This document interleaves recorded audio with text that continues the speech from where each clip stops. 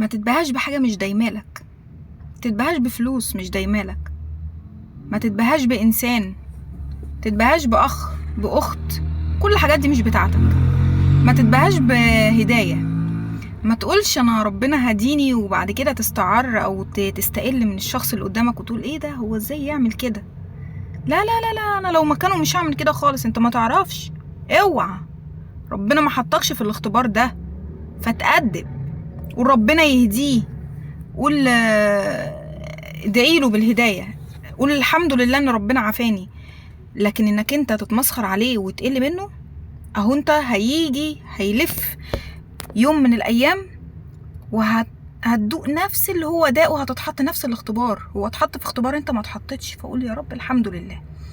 ما تتبهاش بفلوس، عشان ممكن فلوسك اللي انت بتتباهى بيها قدام حد ما معهوش فلوس وتفضل تقوله انا اشتريت وجبت وعملت، وهو يعني مش لاقي. ممكن في يوم وليلة تصحى ما تلاقيش الفلوس، تصحى تلاقي نفسك فلست. اصل مش كل حاجة ماشية بالترتيب، مش كل حاجة ماشية بالورقة والقلم. في حاجة في يوم وليلة ممكن تصحى تلاقي كل حاجة راحت. احمد ربنا دايما عن النعم اللي عندك، بس ما تتبهاش بيها قدام حد عشان ما توجعش حد.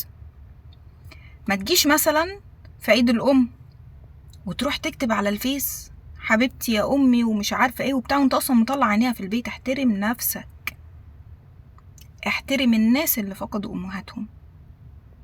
ده احنا يعني يا ريت نبطل جهل، يا ريت نفضل نلعب على الحتت اللي مش يعني على الوجع اللي موجود عند الناس.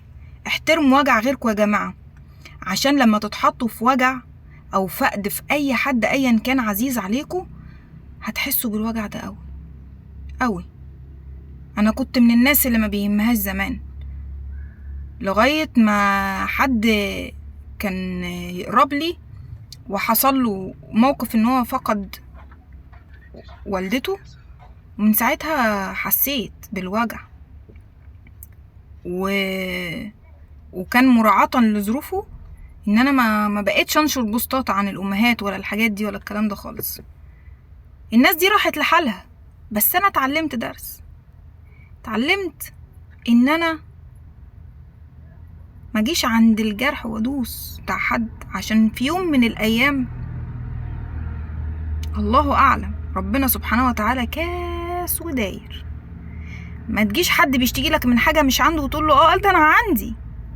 ما تجيش مثلا واحده تقول لك ده انا جوزي ما بيعملش معايا كذا او خطيبي ما بيعملش معايا كذا. لا، ده انا جوزي بيعمل معايا ايه احنا داخلين مزايده، واسيها قولي لها معلش. لكن تجرحيها وتقولي لها انت مش عندك وانا عندي، قله ادب، والله العظيم قله ادب. خلي بالكم، النعم مش باقيه، لا الفرح بيبقى ولا الحزن بيبقى. بصوا بس داين تدان، فخلي بالكم. تمام، السلام عليكم.